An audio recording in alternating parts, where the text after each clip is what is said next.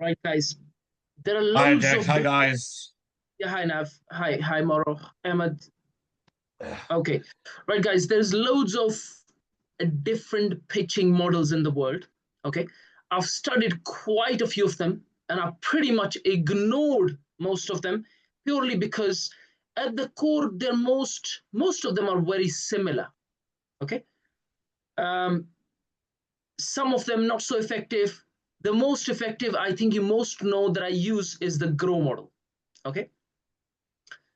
Now, for those who've not seen the GROW model, G stands for goals, R for reality, O for opportunities, and W for will.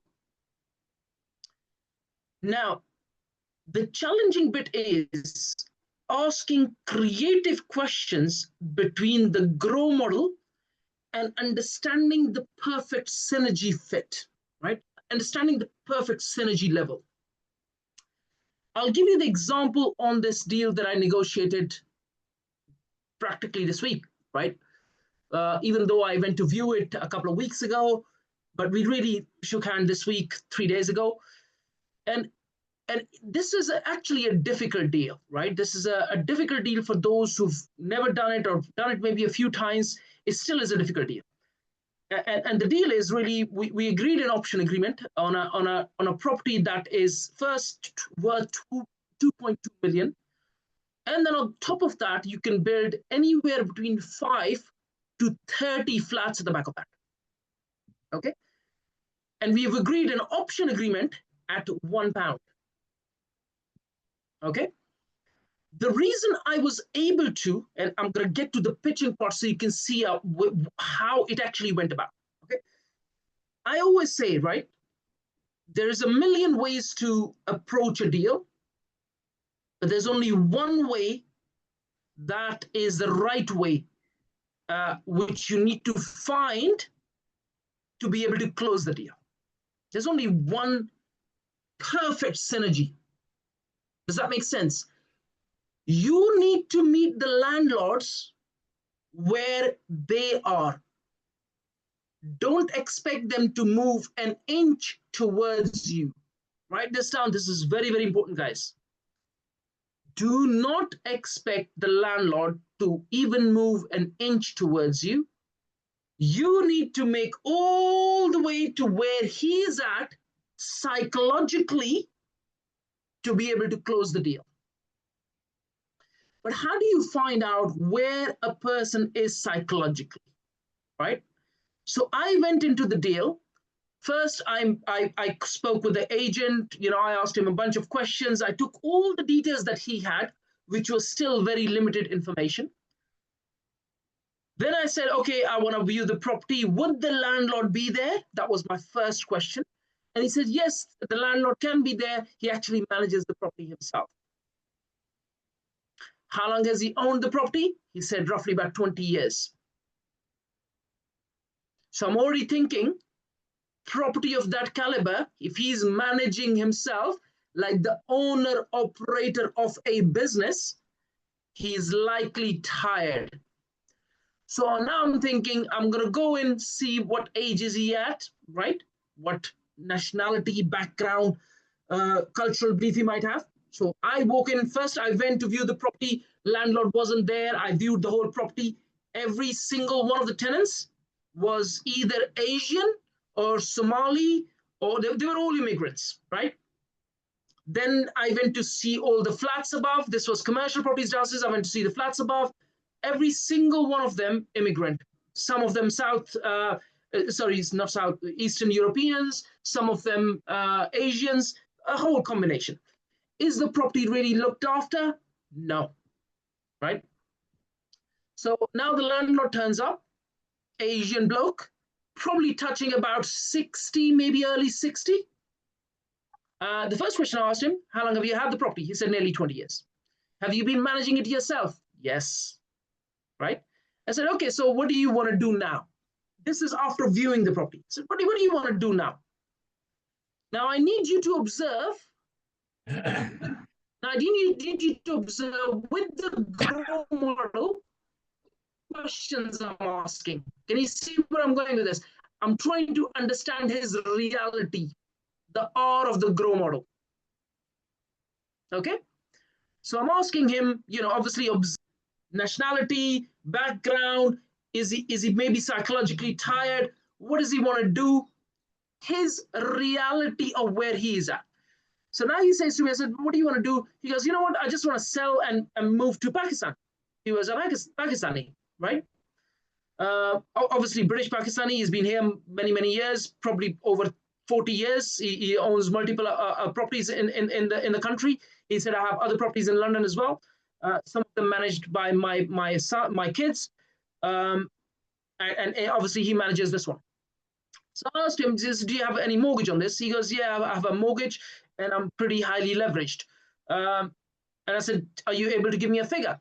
And he said, no, I can't give you a figure, but I can tell you I'm pretty heavily leveraged, which from my understanding is more than 50%. Okay. So then I actually asked him, so I understand you want to sell, but are you like, do you want the money immediately? He goes, no, I'm not rushing, but I want to sell. Okay. So now I'm thinking, if you're not rushing, I can offer you an option agreement. Raise your hand if what happened there. See where I'm going with this? If he was rushing, yeah, I could potentially give him a lower offer. But if he's not rushing, then I could give him an option agreement. Okay. Then I asked him, do you have other people taking interest? He goes, yeah, I have had about 3-4 viewings. I said, did you have any solid offers yet? And he said, well, not as yet. Okay. Now remember, this is a commercial property on a high street, which is a high street that's practically dying if you're thinking commercial. If you're thinking development, then you can be okay, right? So I keep asking him questions, understanding his reality of things, as in, how long do you need the money after? Questions based on understanding what his thought process is.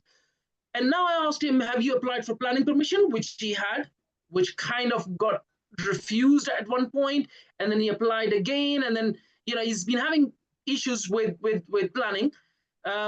Have you spoken with architects? How many architects have you spoken with? He goes, I've already spoken with one. He's the acting architect with us. Do you think he's doing a good job? No. Do you want to speak with your architect now regarding a couple of windows at the back, which is a bit challenging? Oh, no, I don't want to speak with any architects. I don't understand the process. Raise your hand if you see what happened. Every time you keep asking deeper questions about their reality and more creative, the more you understand their psychological framework. And then I asked him, what do you want to achieve from this property? What do you think his answer was? Maximum as possible. Yes?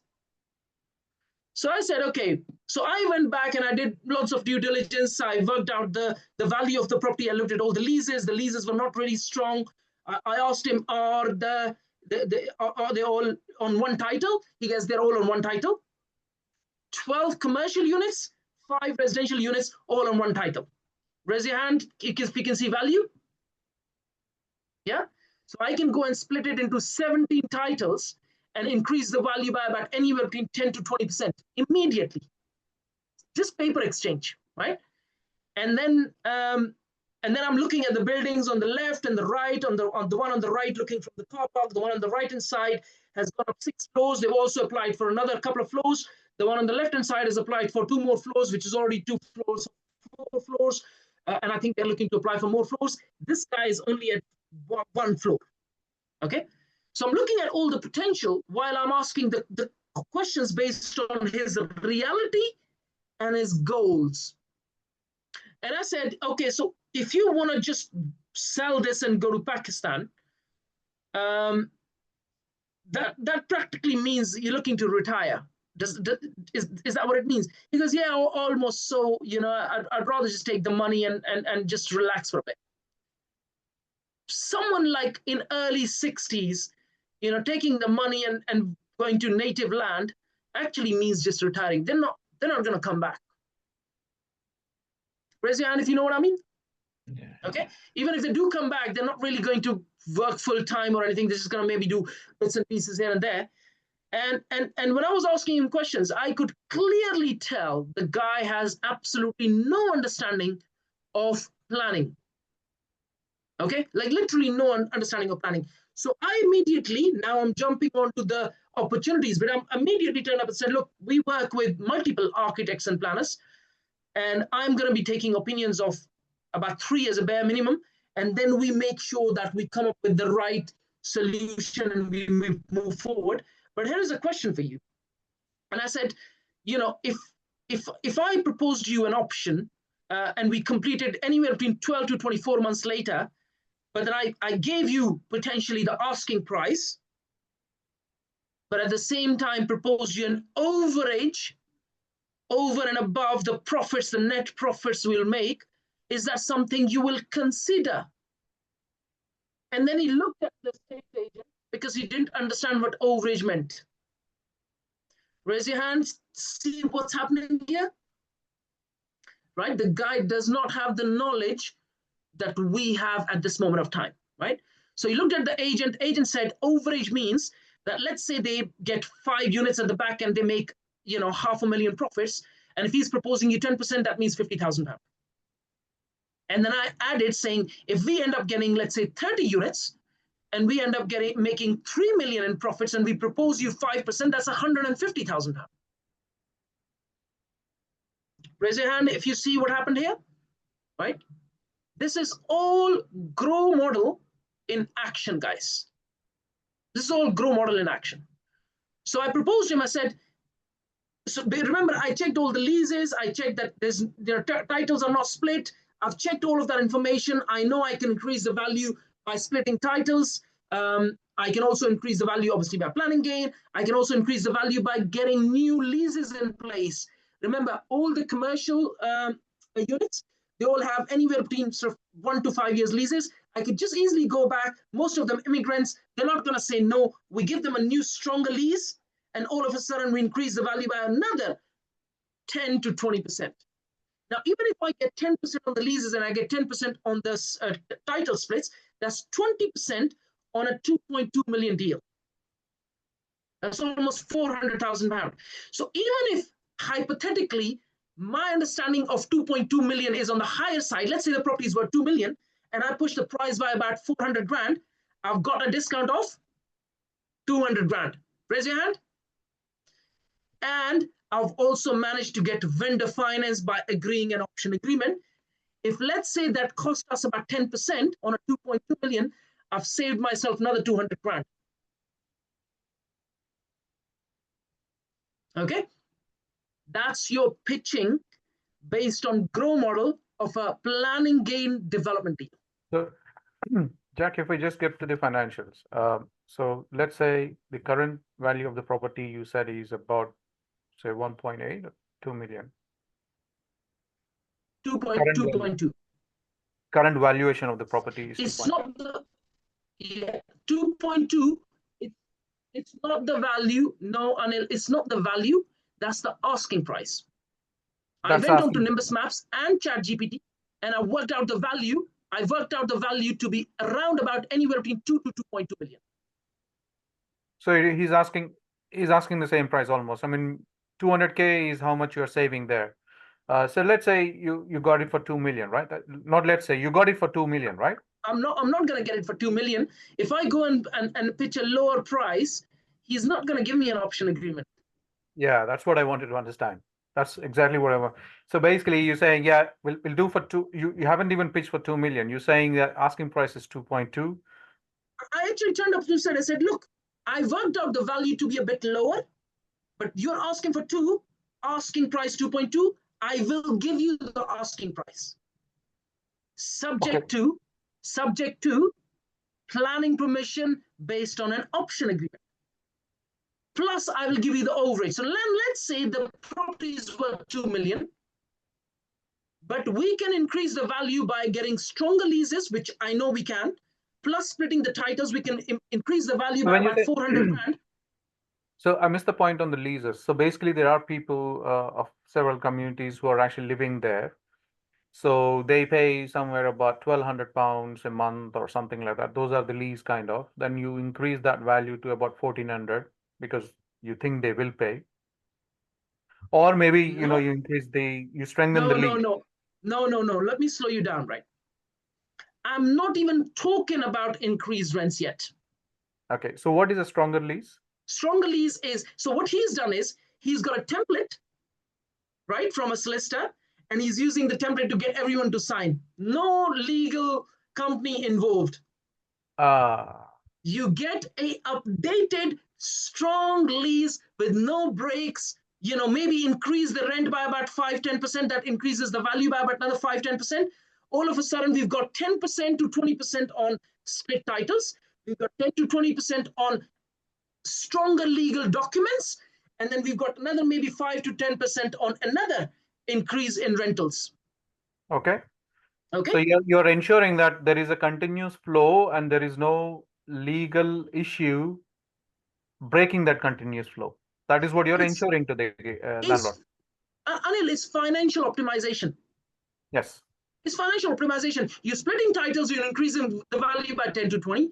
Then you're getting a legal template, stronger lease template, FRI lease in place, again increasing the value by about another 10 to 20%. You go and increase the rents by anywhere between 2% to 5%. You don't go too far, too much, so these people start leaving. Anywhere between 2 to 5%, you've just increased the value by about 2 to 5%. Okay. Okay, so it's financial optimization. But once you do that, see what happened is, even though I may have, because I'm not got a risk valuation done, even if I have agreed, let's say a 200 grand more than what it might be worth, but I know I can increase the value. Let's say I agreed 2.2. Let's say the actual value is 2 million, but I know I can push the value of that property by about over $500,000 easily just by paper exchange. Okay, plus the 10% of the finance cost that would have cost us if we were to buy this property. Does that make sense? So I'm saving myself on multiple levels. Okay, go ahead now. So eventually the landlord wants to sell off the property. Yes, yes, I'm yes. actually So thinking, sorry to break, but I'm actually thinking about a different pitch as well. go on then. See, you are asking for 2.2. I'll increase the value of your property to 2.5. You don't tell him that. No, no, Anil, you No, don't no, tell him all of this. He but doesn't I'll have get the you knowledge. something. But you give Yeah. me 10%. Sorry, say that again. So you're asking for 2.2 million. I'll increase the value of the property with my planning permission and all. Okay. I'll increase the property value to 2.5 million. Okay. Because you're asking for 2.2, now I'm actually increasing your property to 2.5. You never. Sorry, let me slow you down, No, Anil. if a 0.3 of the Yeah. 0.3, give me and then that is to sustain for you for the life. Give me 150K or 200K. Give me that increased value as a whole sum. No, no, no. That's not, Anil. That's not the right way to pitch. Okay. No, this is one way of pitch. That's what I thought. I Maybe know, but it's not the right fit. It's not the right fit. I'll tell you why. If you go in and start making them think, oh, the value of your property is more than what you're asking.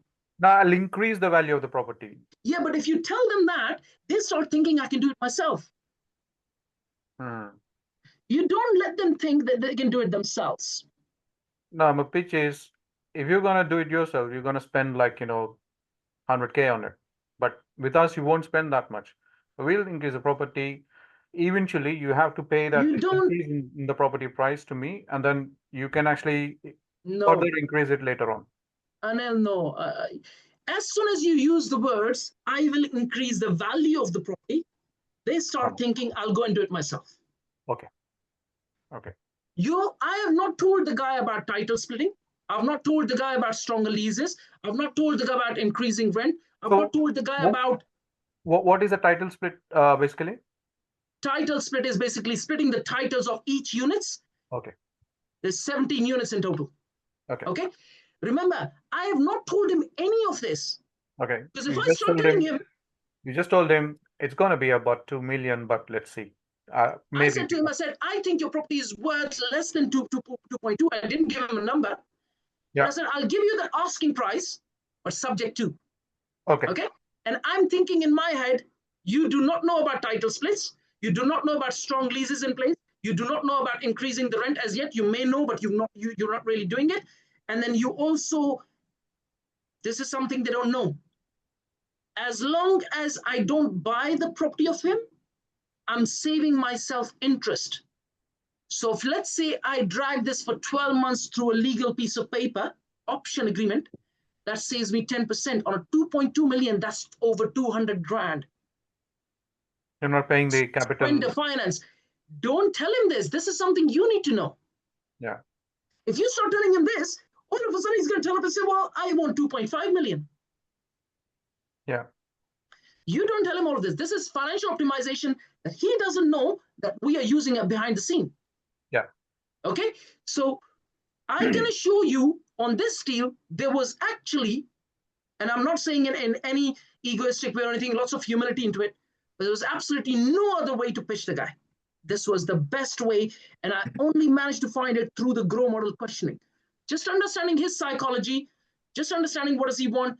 Are you able to wait for 12 to 24 months? Why can't you do it in 6 months? The planning application only takes about 3 months. I said, no, that's the minimum time frame they give you. Many applications take a lot longer than that. Average is about 9 months. Is there an opportunity to build more flats, did you say? Yeah, so there is potential to build anywhere between 5 to 30 flats. And you're not telling him that as well? No. Yeah. Because he shouldn't see that benefit at all. No. Right? Let me rephrase. I did tell him that there's potential to get anywhere between 5 to 30 flats. But that's potential based on lots of factors and our expertise. Yeah. The guy cannot even deal with one architect. Yeah. Okay. But I did tell him that. What I was really implying was that if we end up getting 30 flats, that you will end up at 5 to 10% overage of, anywhere between $250,000 to $500,000. So, Jack. Yes. Yeah, Jack. So, from my understanding, and correct me if I'm wrong, what you share is the potential based on our experience and what we can do, but you never share the financials because that's you don't share the financials. You don't share the smaller details. You don't share your expertise. You don't share the appraisal. You don't do none of that. It's just about creating our value in his mind, but also matching with what does he want in the first place. Does that make sense? Yeah. That makes perfect sense. Perfect sense. Okay. And believe me, none of this is easy, guys. I've been practicing this for the past nearly 20 years. Please remember this, okay? If you go and start doing this yourself without really practicing it, you're going to get loads of things wrong. So you need to practice between each other, practice in front of the camera, practice with me. It doesn't really matter how you practice, who you would practice with. Keep practicing. GROW model is a leadership model. It's a persuasion model. It is the sales model that you need to be able to build your business. This is the core of what I do. Absolutely nothing else.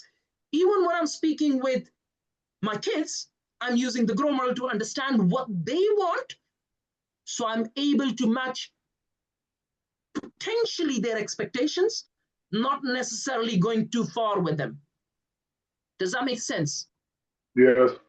Okay. So if let's say this landlord turned up and said, you know what, I want 2.5 million, right? At that point, I would probably say, you know what, I can get you to 2.5 million, but that would only happen through overage. It's not going to happen through the valuation, because the valuation of this property is no more than 2 million. I'm going to tell him that it's worth more than once you do all the financial optimization. but he doesn't know that. So Okay. what is your expectation, final expectation of growth on this property? So Anil, remember, policies change as well as the growth of a high street changes. So at the moment we have 14 flats going on the right, and then we have 10 flats going on the left, and they're still asking for more, as in they're trying to apply for more units through pre-apps. I will not be surprised that each of them end up getting 30 units. They all get 30 units, we get 30 units. But at the moment, it looks like we'll easily get anywhere between 10 to 14 units, because the one on the left is applied for 10, the one on the right is applied for 14. Okay, so even if we get, let's say, 10, each flat is going to be worth anywhere between 400 to 500 grand. 10 units at $500,000, which is what we'll try to stretch to, that's a 5 million GDV just at the back. Okay, and if you look at just the planning gain part, that's normally about 30%. So on a 5 million, 30% is about 1.5 million just planning gain. And if we end up getting 30 units, that almost becomes from 1.5 to 4.5 million in just planning gain alone. And I'm not even talking about the $500,000 in financial optimization that we're going to get through planning, through title splits, through new lease agreements, and through increasing slight bit of rents, and maybe increasing the spec of the 5 existing residential units and increasing the rent by about 20% easily. Okay. So when you're calculating the overage, you're just calculating the overage on, say, I mean, your 2.2 can actually go maybe to 2.5, but I'll pay you about 10% of that overage. That's what you're talking about. Really, I calculated all of this. All the financial optimization that I talked about, most of that money will go to the landlord. I will make all the money that will come from the planning gain off at the back. Yes. Does that make sense? And in Greater London, or just the external parts of London, Slough, Watford, Greater London area, the planning gain uplift is normally about 30%. That's an average. Okay, this is something I know. It can be 20%, it can be 35%, but the average is about 30%. So if we are getting a GDV of, let's say, 5 million, on a 5 million, 30% is 1.5 million. That's a planning uplift alone money. So if we end up getting, instead of 5 million, we end up getting 12 million on a 30%, that's a 4 million GDV uplift. Okay, remember, I'm not looking to develop, I'm just not interested. Okay, it's very less likely that I'll develop unless I don't have loads of deals around, and I may decide to go ahead and I might find a decent builder and I go ahead. But otherwise, I'm not really inclined. So basically, you now got the option. Now you see the potential. Now, when the planning permission comes, right? Maybe 6 months or 8 months, you get the planning permission. You go to the builder straight away? I would be speaking with the builders in the meantime anyway. Okay. I know the build cost in the region down to pennies. I will be speaking with the builders because this is actually not a very difficult project. You've got the piece of land, you've got the front end where there are 5 residential units, but you can build on top of that. It's actually not a very difficult project. The right builder in place, if let's say we end up getting, let's say, very conservative 10 units, 5 million GDV, 30% planning uplift is 1.5 million, but there's still another sort of 30% profits by developing it, right? So if what do we keep and what are we offering the developer? If I was to sell this, you mean the option? So you create a reverse engineered appraisal, and you leave 10% net profit margins for the developer. So after 4 million, so let's say 2 million goes to 4 million now. So you got the option for 4 million. Now you're going to sell this option to the developer. You keep. No, let me rephrase on it. Let's say we get 10 units, okay, because that's very conservative numbers. 10 units at $500,000 each, 5 million, right? Build cost on about 10 units is about 150 grand each. 10 units makes it 1.5 million. So 1.5 million build cost, as in 0.5. builder cost, right? You've got 1.5 million in planning uplift, that's 3 million. Total GDV is 5 million. So you've got 2 million. Of the 2 million, there will be another 500,000 cost of professional fees and other bits and pieces, right? Right? Including the finance cost of developing it. And then you've still got another 1.5 million in profits left out. Okay. Okay.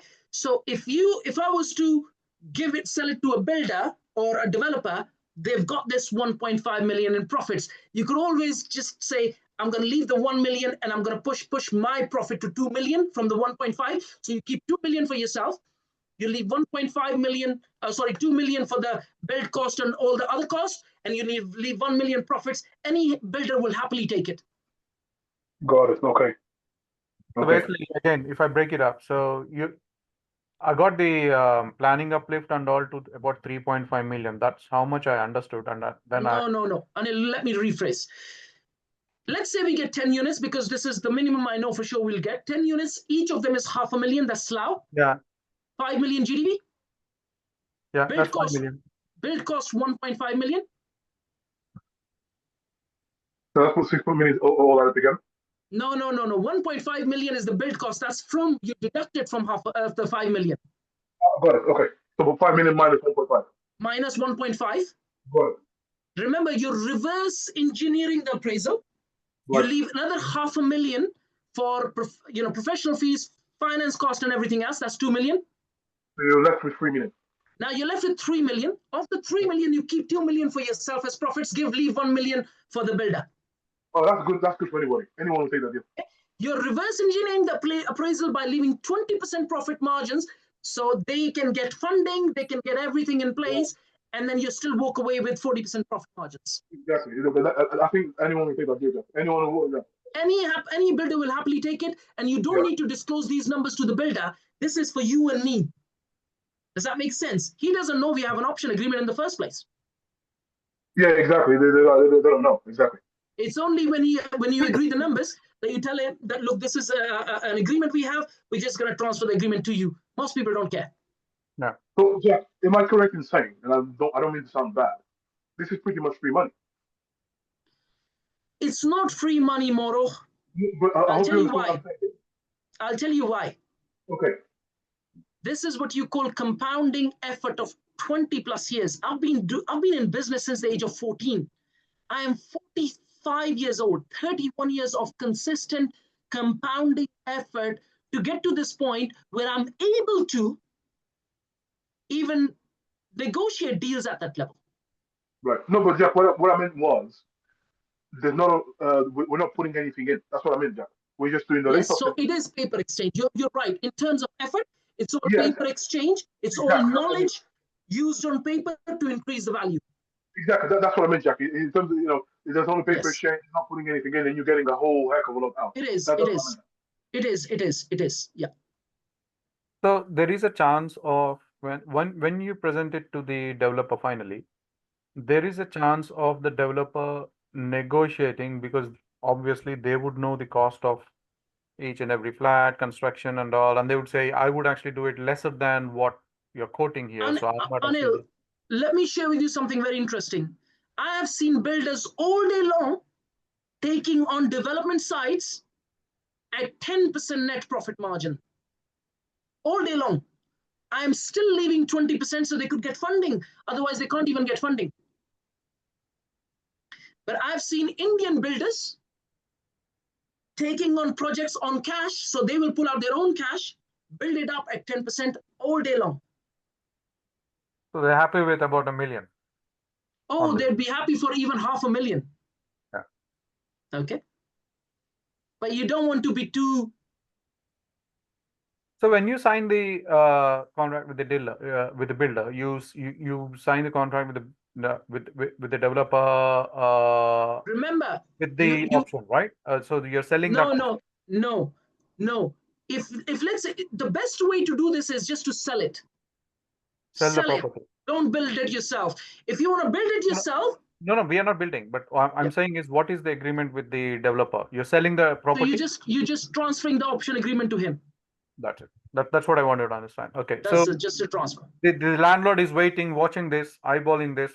Maybe not, but we're actually giving the landlord that you got your 2.2 million. Thank you very much. That's it. Yeah. And then the 2.2 guy million. over there, he's gonna pay you. He's gonna. 2.2 million plus the overage. So the guy will pay you the 2.2 million. Okay, but he will. We will pay the overage. So let's say we end up making. Let's say in this case we can potentially make about 0.5. We leave another million for the guy. 2.5. We can walk away with, let's say, 2.5 million. And let's say we propose him 5 to 10%, even let's say 10%, we're giving him $250,000. So the guy who will buy it will pay 2.2 million. We will pay him, £250,000. He's happy. He's got 2.45 million. Okay.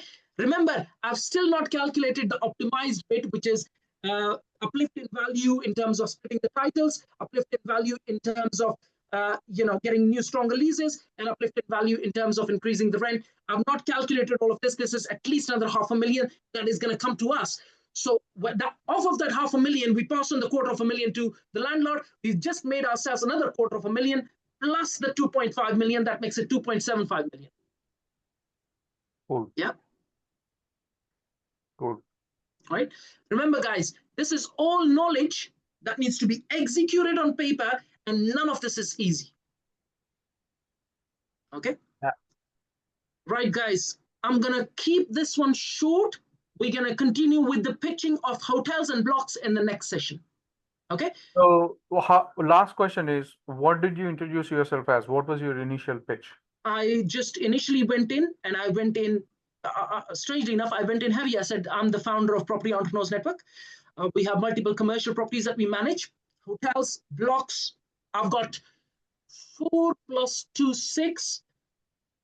I've got six properties under me that I manage, 4 of them commercial, 2 of them residential. And I shared it with him. And 2 of those properties are actually in Slough.